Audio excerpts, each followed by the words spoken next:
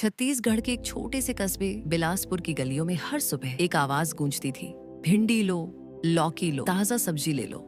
ये आवाज थी सीताबाई की, जो अपने सब्जी के ठेले को धक्का देती हुई गलियों से गुजरती थी। उनके साथ होती थी उनकी 17 साल की बेटी सुहानी। सुहानी का जीवन बहुत सादा था। सुबह मम्मी के साथ ठेला लगाना, फिर स्कूल जाना और शाम को वापस आकर छोटे भाई को पढ़ाना। लेकिन उस सादगी के पीछे छुपा था एक असाधारण सपना, डॉक्टर बनने का सपना।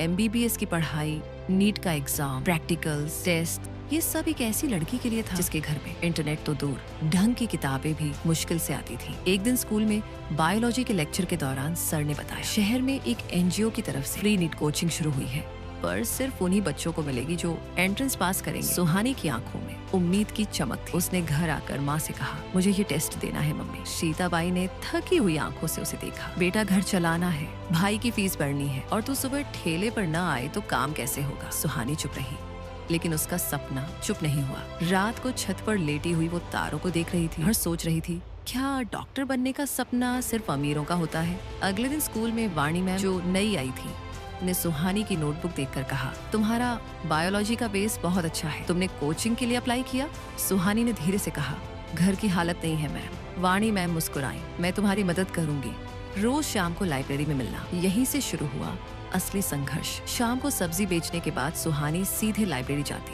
कई बार नींद में भी नर्वस सिस्टम और रेस्पिरेटरी सिस्टम के चैप्टर दोहराती। बिना लैपटॉप, बिना कोचिंग नोट्स, सिर्फ एक पुराना स्कूल बैग और किताबों से भरा दिल लेकर वो आगे बढ़ती रही। जब भी थक जाती, वाणी मैम की आवाज कानों में गूंजती, तुम किसी से कम नहीं हो। नीट का एग्जाम आया। परीक्षा हॉल में उसने कांपते हाथों से OMR शीट उठाई। मन ही मन बोली, जो ठेला धकेल सकती है वो सवाल भी हल कर सकती है। रिजल्ट आया, ऑल इंडिया रैंक 683। घर में खुशी की लहर दौड़ गई। सीताबाई ने सुहानी को गले लगाकर कहा, तू अब मेरी मेहनत की सबसे बड़ी कमाई है बेटा। सुहानी को AIIMS भोपाल में एडमिशन मिल गया। पहली बार ट्रेन से अकेले इतने दूर गई। जब प्रोफेसर ने पूछा, कौन गांव से आया है, तो सुहानी ने गर्व से हाथ उठाया।